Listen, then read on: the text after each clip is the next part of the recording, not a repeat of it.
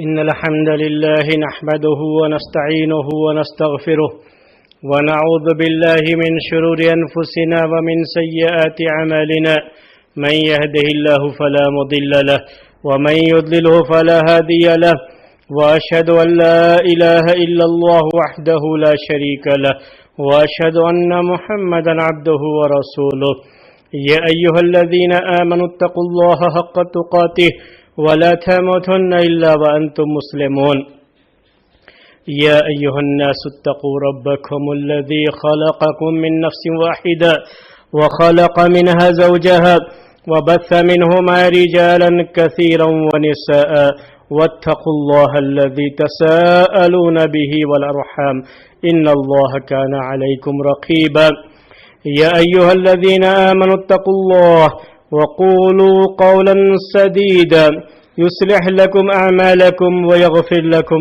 ذنوبكم ومن يطع الله ورسوله فقد فاز فوزا عظيما أما بعد فإن خير الحديث كتاب الله وخير الهدي هدي محمد صلى الله عليه وسلم وشر الأمور محدثاتها وكل محدثة بدعة وكل بدعة ضلالة وكل ضلالة في النار. محترم بھائیوں اور معزز خواتین، آج سورہ کہف کی آیت نمبر 57 اس آیت سے بات شروع کریں گے اور کوشش کریں گے کہ 3 آیتوں کا درس آپ کے سامنے آج ہو جائے. اس کے بعد موسیٰ علیہ السلام اور خضر علیہ السلام کا جو قصہ ہے جسے اللہ تبارک و تعالی نے ذکر فرمایا ہے اس سورہ میں، جس کی اپنے آپ میں علم کے لحاظ سے بڑی اہمیت ہے، اس کے بارے میں انشاءاللہ باتیں آپ کے سامنے آئیں گی. تو آج کے درس کی پہلی آیت اللہ تبارک و تعالی کا ارشاد ہے وَمَنْ أَظْلَمُ مِمَّنْ ذُكِّرَ بِآيَاتِ رَبِّهِ وَمَنْ أَظْلَمُ مِمَّنْ ذُكِّرَ بِآيَاتِ رَبِّهِ، اس سے بڑا ظالم کون ہو سکتا ہے جس نے اپنے رب کی آیتوں، جس کو اس کے رب کی آیتیں یاد دلائی گئیں، اس کی رب کی آیتیں پڑھ کے اسے نصیحت کی گئی، فَأَعْرَضَ عَنْهَا، تو اس نے اس سے منہ موڑ لیا. من اظلم، کیا کہا اللہ تعالیٰ؟ من اظلم ممن ذکر بآیات ربہ. اس آیت کے تعلق سے 5 پوائنٹ پر گفتگو ہوگی. سب سے پہلے جو عربی زبان جانتے ہیں ان کے لیے یہ بات عرض کر دوں کہ یہ جو کہا گیا ہے ومن اظلم، یہ من استفہام کا ہے، یہاں پر سوال کیا جاتا ہے. عربی میں تو من سے بھی سوال کیا جاتا ہے، لیکن یہاں استفہام یعنی سوال کرنا یہ مقصد نہیں ہے، بلکہ اس کو بلاغت کے لحاظ سے، عربی بلاغت کے لحاظ سے اسے استفہام انکاری یا استفہام نفی کا کہا جاتا ہے. یعنی اللہ تبارک و تعالی ایسے لوگوں کا انکار کر رہا ہے، سوال نہیں کر رہا ہے کہ بتائیے کہ سب سے بڑا ظالم کون ہے، بتائیے. یہ سوال نہیں کر رہا ہے. اللہ تعالی کا مقصد سوال کرنا نہیں ہے، مقصد یہ ہے کہ دنیا کا سب سے بڑا ظالم یہی ہے، اور ایسا شخص اس کو جو نصیحت کی جاتی ہے یہ نصیحت اسے فائدہ نہیں پہنچاتی ہے. تو یہ اصل انداز بیان عربی میں یہ استفہام کا انداز، یہ اصل میں انکار کا انداز ہوتا ہے. یہ عربی بلاغت ہے. بجائے انکار کا صریح لفظ استعمال کرنے کے سوال کے انداز میں اسے پیش کیا جاتا ہے. تو اللہ تعالیٰ نے کہا کہ وَمَنْ أَظْلَمُ، اس سے ممن ذکر بآیات ربہ، اس سے بڑا ظالم کون ہے جس کو اس کے رب کی آیتیں یاد دلائی گئی. رب کی آیتیں یاد دلائی گئی. دوسرا پوائنٹ کیا ہے؟ یہ رب کی آیتیں یاد دلائی گئی. ذکر کہتے ہیں نصیحت کی گئی، یاد دہانی کرائی گئی، اسے بات یاد دلائی گئی. سبق جو بھول گیا تھا وہ اللہ تبارک و تعالی نے اسے اس کا سبق یاد دلایا. رسول نے اس کا سبق اسے یاد دلایا. اور جو بھی اسلام کی طرف دعوت دینے والے لوگ ہیں داعیان اسلام، انہوں نے اس کو اس کا سبق یاد دلایا، اس کے رب کی آیتیں پڑھ پڑھ کر کے اسے سنائی، لیکن اس نے کیا کیا؟ فَأَعْرَضَ عَنْهَا، اس نے اس سے اعراض کیا۔ یہ دوسرا پوائنٹ ہے۔ پوائنٹ کیا ہے دوسرا؟ کہ یہاں رب کی آیات سے مراد قرآن مجید ہے۔ یہی قرآن، جس قرآن کا درس آپ کے سامنے پیش کیا جا رہا ہے، یہی ہے۔ یہاں آیتوں سے مراد کائنات میں پھیلی ہوئی ساری نشانیاں نہیں، بلکہ اس سے مراد یہاں پر خاص قرآن کی یہ آیتیں ہیں۔ اللہ تعالیٰ کا یہ کلام ہے۔ اللہ تعالیٰ کا یہ کلام جب پڑھ کر کے اہل علم اور داعیان اسلام، اللہ کے رسول صلی اللہ علیہ وسلم اپنی زندگی میں جب کفار و مشرکین کو سناتے رہے، انہیں نصیحت کرتے رہے، تو انہوں نے اس سے اعراض کیا، منہ موڑ لیا۔ اور یہ ایسا شخص جو اللہ تعالیٰ کی آیتوں کو سن کر کے، اللہ تعالیٰ کے احکام کو سن کر کے، نصیحت کی یہ باتیں سن کر کے منہ موڑتا ہے، اللہ تعالیٰ نے کہا یہی سب سے بڑا ظالم ہے دنیا کا۔ ان کو سب سے بڑا ظالم کیوں قرار دیا گیا؟ اس سلسلے کی 3 باتیں نوٹ کیجئے۔ پہلی بات کیا ہے کہ اگر یہ بات سنتے، اللہ تبارک و تعالیٰ کی یہ آیتیں سنتے، نصیحت کی یہ باتیں سنتے، تو یہ امکان ہوتا تھا کہ نصیحت کی یہ باتیں ان کے دل میں گھر کر جاتی، ان کے دل میں اثر کر جاتی، اور نصیحت کا فائدہ ان پر ظاہر ہو جاتا، اور وہ اپنے کفر و شرک کی زندگی سے نکل کر کے ایمان کی روش اختیار کر لیتے، ایمان کے راستے پہ چلے آتے، اہل ایمان کا طریقہ اختیار کر لیتے، لیکن انہوں نے اعراض کیا۔ تو یہ پہلی چیز ہے۔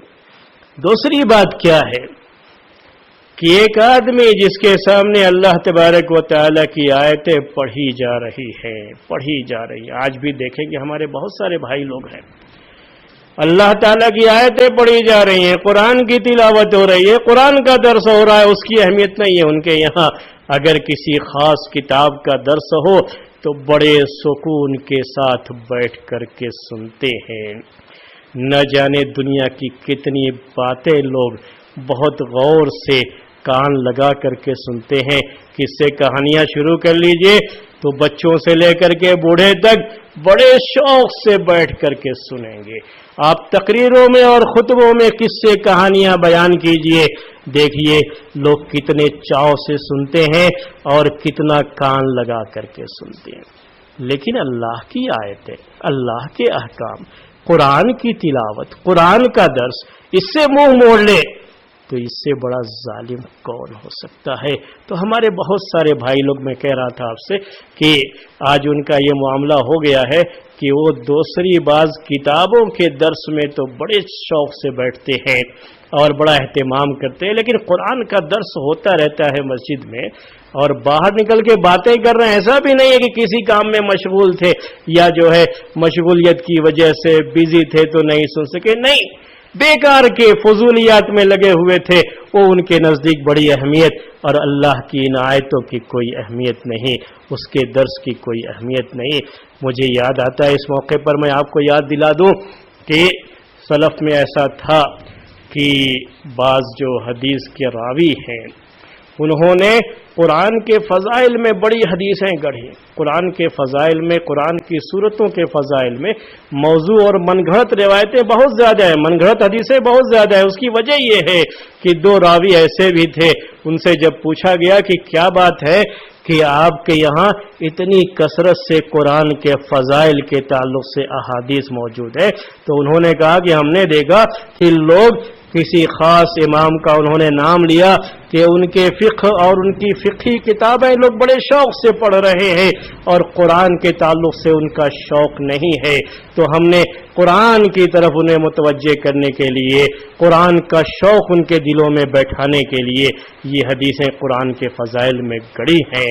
یعنی یہ شکل اس زمانے میں بھی پیدا ہو گئی تھی، آج تو بہت زیادہ ہے یہ چیز، تو یہ بہت ظلم ہے، یاد رکھیے۔ اللہ تعالیٰ نے ایسے لوگوں کو کہا کہ یہ ظالم لوگ ہیں جو اللہ کی آیتیں جب پڑھ کر کے انہیں سنائی جاتی ہیں اور اللہ کی آیتوں کا درس ہوتا ہے، نصیحت کی جاتی ہے انہیں، تو اسے قبول کرنے کے بجائے، سننے کے بجائے اس سے منہ موڑ لیتے ہیں۔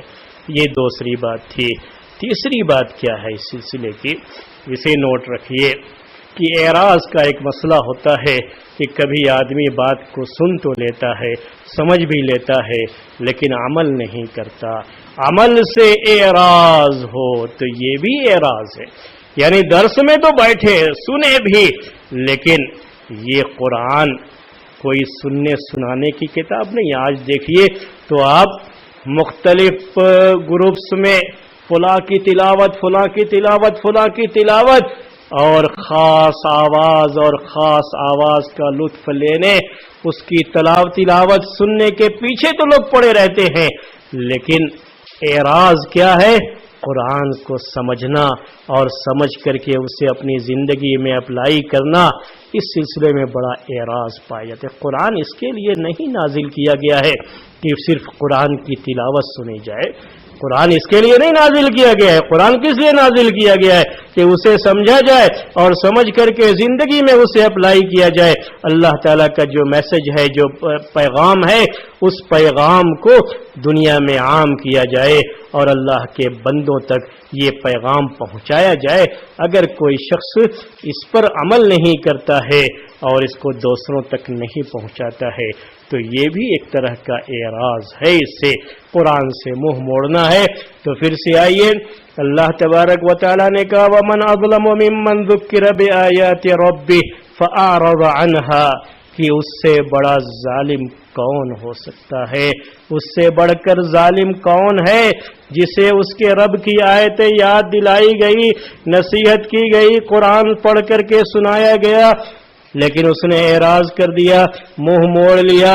وَنَسِيَ مَا قَدَّمَتْ يَدَاهُ، یہ تیسرا پوائنٹ، اور بھول گیا جو کچھ کی اس کے دونوں ہاتھوں نے آگے بھیجا تھا۔ یہ اس کا لفظی معنی ہے، یعنی وہ بھول گیا اپنے کرتوت، بھول گیا اپنے گناہوں کو، بھول گیا اپنی معصیت کی زندگی کو، بھول گیا اپنی نافرمانیوں کو، جو اپنے رب کی وہ نافرمانیاں کرتا رہا۔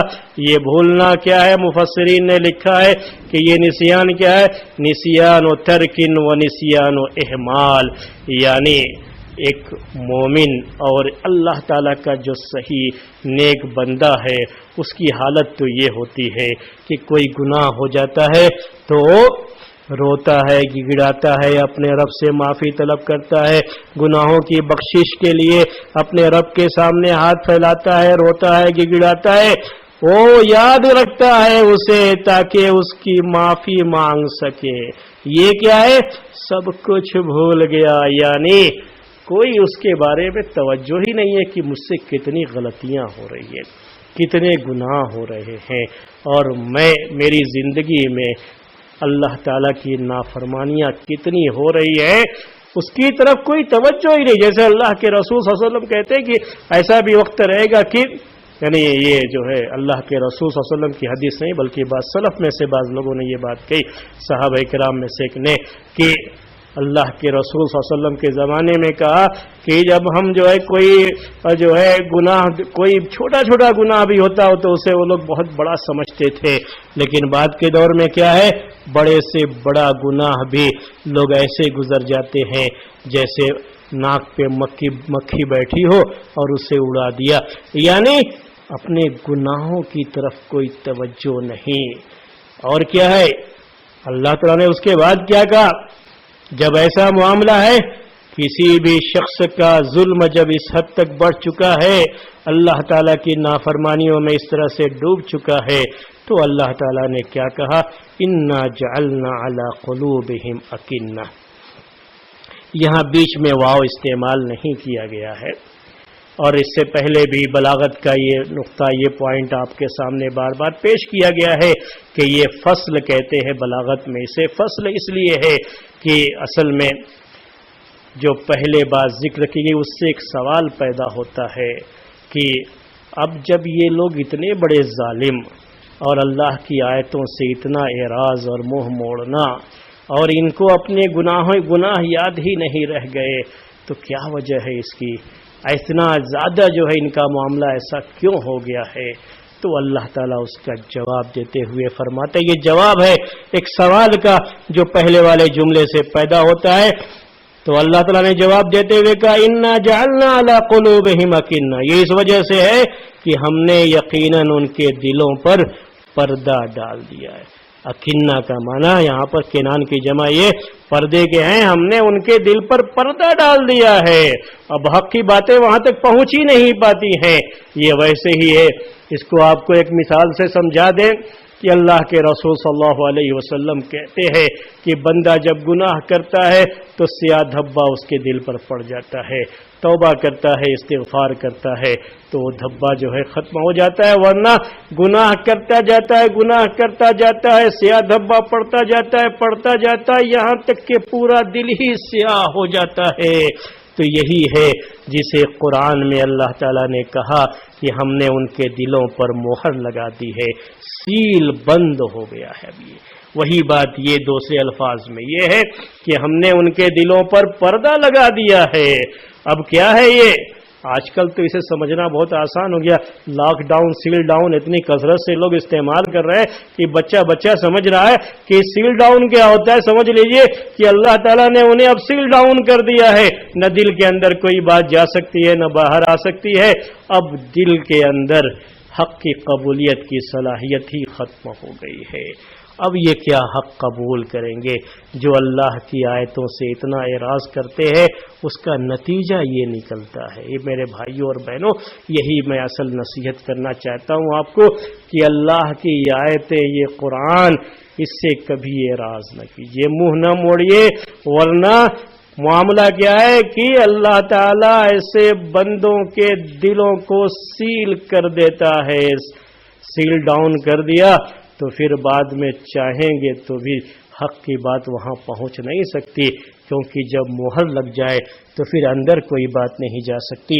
تو کہا اللہ تعالیٰ نے انا جعلنا علی قلوبہم اکنہ ان یفقہوہ، کہ ہم نے ان کے دلوں پر پردہ ڈال دیا ہے اس بات سے کہ ان یفقہوہ ہو. یہاں مفسرین ذکر کرتے ہیں عربی گرامر کے لحاظ سے کہ اللہ یفقہو، یہاں لا پوشیدہ ہوتا ہے کہ پردہ کیوں ڈال دیا ہے کہ اب یہ اس کو سمجھ نہیں سکیں. اب سمجھنے کی کوشش بھی کریں گے، اب جاننا چاہیں گے بھی تو نہیں جان سکتے. جب دلوں پر پردہ لگا دیا گیا تو اندر کوئی چیز جا ہی نہیں سکتی.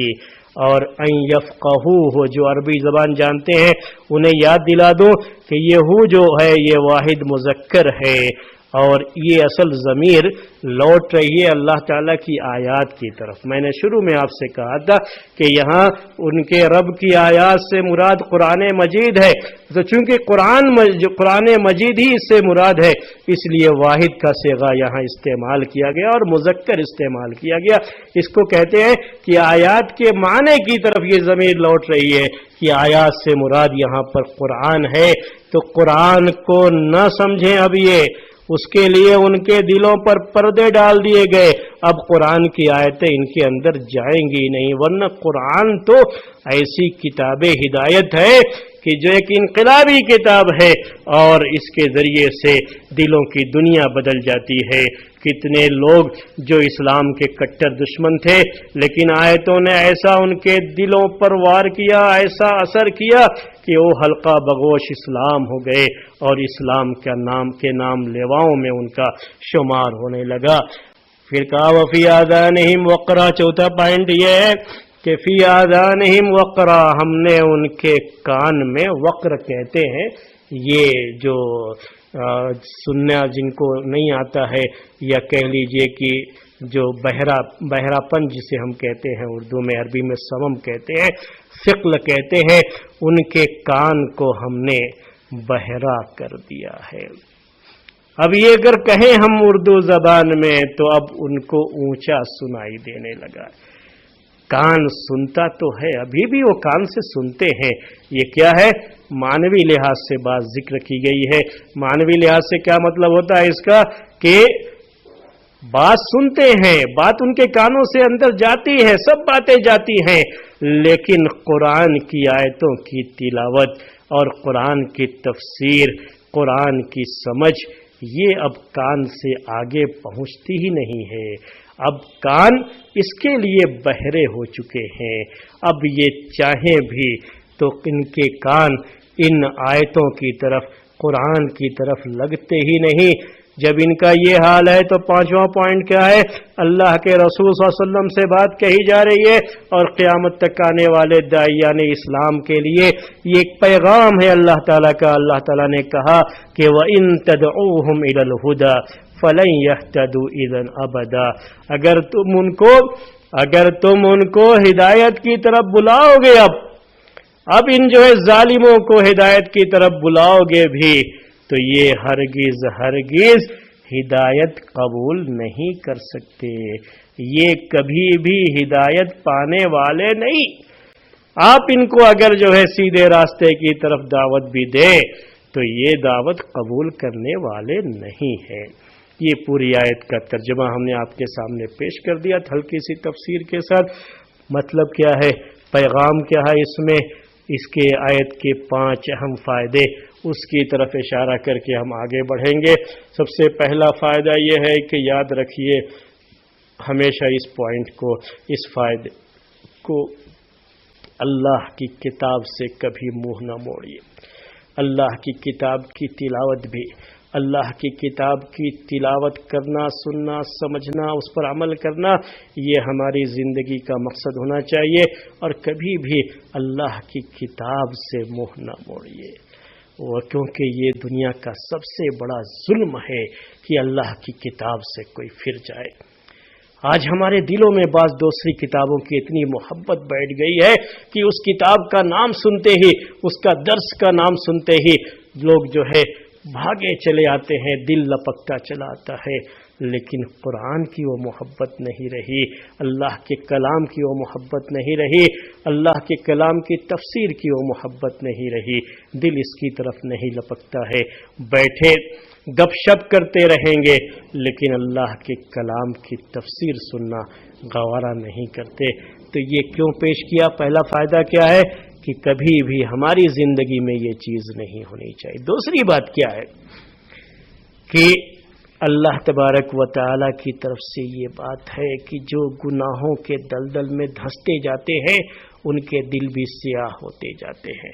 اس لیے گناہ پہ گناہ کرنے کے بجائے اور گناہ کر کے گناہ کو نظر انداز کرتے جائیں، خیال نہ رہ جائے، بھولتے جائیں، نہیں، ہمیشہ گناہ ہو جائے تو ندامت اور پشیمانی ہمیشہ ہونی چاہیے، اور توبہ، انابت اللہ، اللہ کی طرف رجوع کرنا، یہ ہمارا شیوا اور ہمارا طریقہ ہونا چاہیے تاکہ ہمارے دل سیاہ نہ ہو۔ تیسرا اہم فائدہ یہ ہے کہ تسلی ہے، جن کے دل سیاہ ہو چکے ہیں، اب دنیا کی کوئی طاقت بھی چاہے کہ انہیں ہدایت دے دے تو کبھی بھی انہیں ہدایت نہیں دے سکتے، کیونکہ جن کے دل سیاہ ہو چکے، سیل ڈاؤن ہو چکے ہیں، اور جن کے کان اللہ تبارک و تعالی نے بند کر دیے ہیں معنوی لحاظ سے، اور اب حقیقت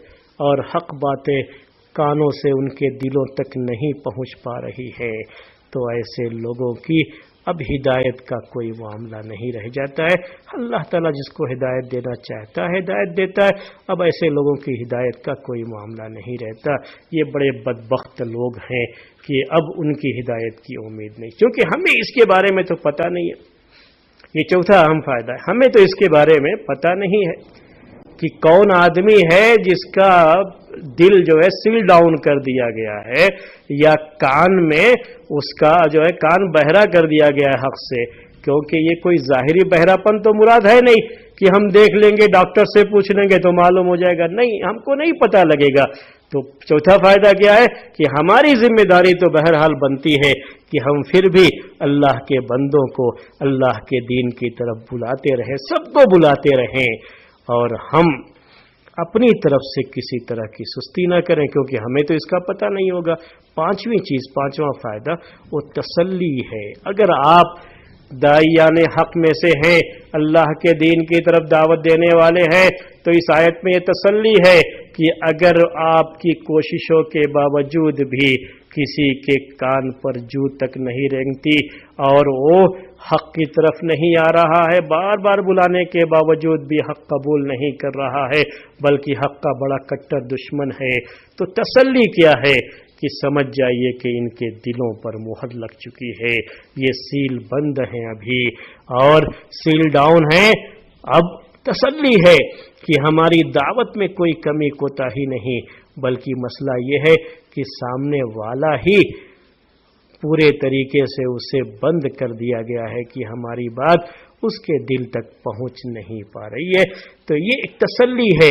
ऐसे लोगों पर हम लाख मेहनत कर लें, हिदायत उन तक पहुंचने वाली नहीं है। तो एक तसल्ली है अल्लाह के रसूल सल्लल्लाहु अलैहि वसल्लम के लिए भी, एक तसल्ली है क़यामत तक आने वाले सारे दाइयान के लिए भी। उसके बाद वाली आयत में अल्लाह ताला ने कहा व रब्बुकल गफूर ज़ुर रहमा। अब सवाल आता है कि फिर जब ये इतने बड़े जालिम, तो अल्लाह ताला दुनिया में इन्हें फौरन हलाक क्यों नहीं कर देता?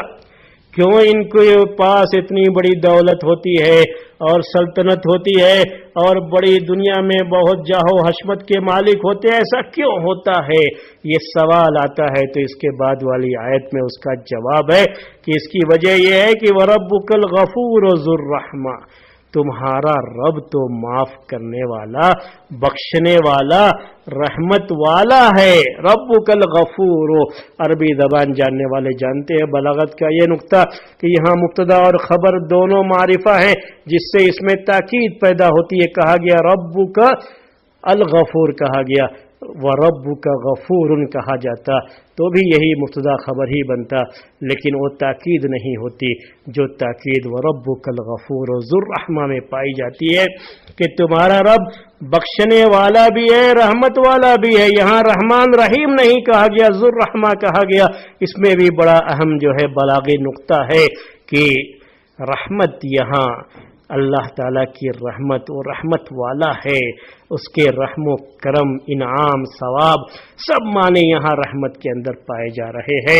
तो अल्लाह तबारक व ताला चूंकि अपने रहमत की बारिश दुनिया में सब पर करता है और वो गफूर है, बख्शने वाला है, इसलिए इनको मौका दिया जाता है कि ये अपने गुनाहों से तायब होकर के अल्लाह ताला की बख्शिश की तरफ आ जाए। अल्लाह ताला की रहमत सबके लिए आम है, दुनिया में वो रहमत वाला है, इसलिए उसकी रहमत का साया दुनिया में इनके ऊपर भी रहता है। तो कहा अल्लाह ताला ने कि लौ युआखिदुहुम बिमा कसबू, अगर अल्लाह ताला उनका मुआखदा शुरू कर लेता, उन पर अपनी पकड़ बना लेता उनकी करतूत की वजह से, उनके अमल की वजह से, तो लअज्जल लहुमुल अज़ाब, तो जरूर उनके लिए अजाब को जल्दी कर देता, यानी इन पर अल्लाह ताला का अजाब आ जाता। लेकिन अल्लाह ताला रहम वाला है, वो गफूर है, वो रहम वाला है, वो मौका देता है, मोहलत देता है कि देखें मेरा ये बंदा अपनी इन गुमराहियों से, अपने इस जुल्म से, अपनी इन नाफरमानियों से ताइब होकर के मेरी तरफ लौट आता है। जब भी ये लौट आए, रहमत का आगोश उनके लिए खुला हुआ है, जब भी चाहे अल्लाह की रहमत की आगोश में आकर के चिमट जाए, सिमट जाए, अल्लाह ताला उसे अपने रहमत की आगोश में लेने के लिए अपनी रहमत के आगोश को खोले हुए है, क्योंकि वो रहमत वाला है, वो गफूर है। बल लहुम मौइदुन लन यजिदू मिन दूनिही मौइला, लेकिन अल्लाह तबारक व तआला ने हर एक के लिए एक वक्त मुकर्रर किया है, उस वक्त तक ही मोहलत रहती है। जब वो वक्त आ जाएगा तो फिर ये हरगिज अल्लाह ताला के अलावा کوئی بھی بھاگنے کی جگہ نہیں پائیں گے، اللہ تعالیٰ کے عذاب سے بچ نہیں پائیں گے۔ اللہ تعالیٰ کا عذاب اٹل حقیقت ہے۔ جب مہلت کی مدت بھی ختم ہو جائے گی تو اللہ تبارک و تعالیٰ کا عذاب انہیں آ دبوچے گا، جیسا کہ پچھلی امتوں کے ساتھ ہو چکا ہے۔ اسے اللہ تبارک و تعالیٰ نے آگے والی آیت یعنی 59 نمبر کی آیت میں ذکر فرمایا تو کہا وَتِلْكَ الْقُرَىٰ أَهْلَكْنَاهُمْ لَمَّا ظَلَمُوا، اور یہ آبادیاں کون سی آبادیاں؟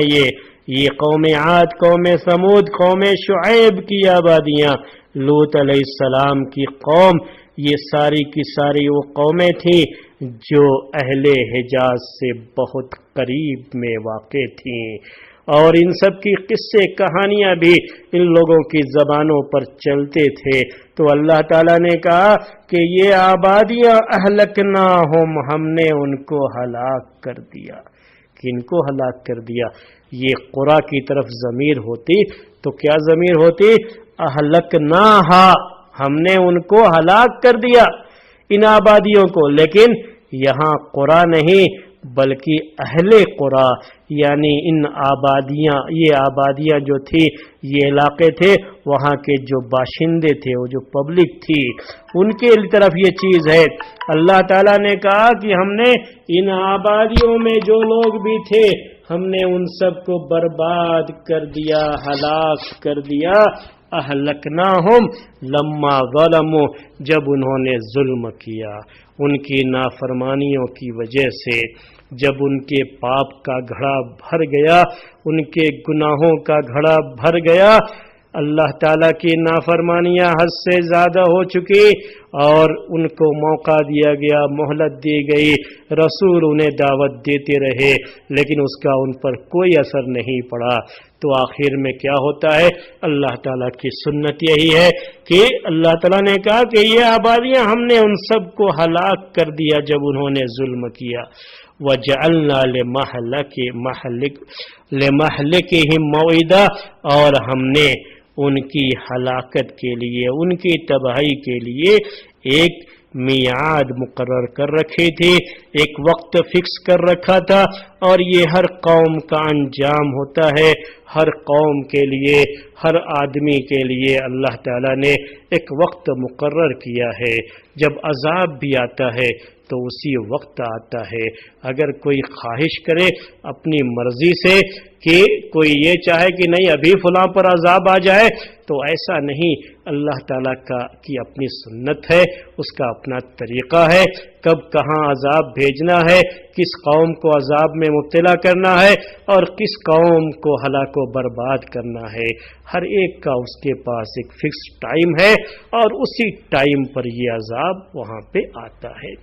یہ جو 3 آیتیں پڑھی گئی، اس کی تفسیر کی گئی، اس کا اہم فائدہ آج کل ہمارے بہت سارے بھائی اور بہنیں جو سوال کرتے ہیں، ان کے سوالوں کا جواب ہے اس میں۔ وہ سوال کیا ہے کہ ہمارے بھائیوں کے ذہنوں میں یہ بات آتی رہتی ہے کہ آخر فلاں آدمی اتنا بڑا ظالم ہے، اس نے اسلام کے خلاف یہ سازش کی، مسلمانوں کو یہ کیا، وہ کیا، اتنا ستایا، دنیا بھر کی باتیں جو ہے کہ پھر اللہ تعالیٰ ان کو ہلاک کیوں نہیں کر دیتا؟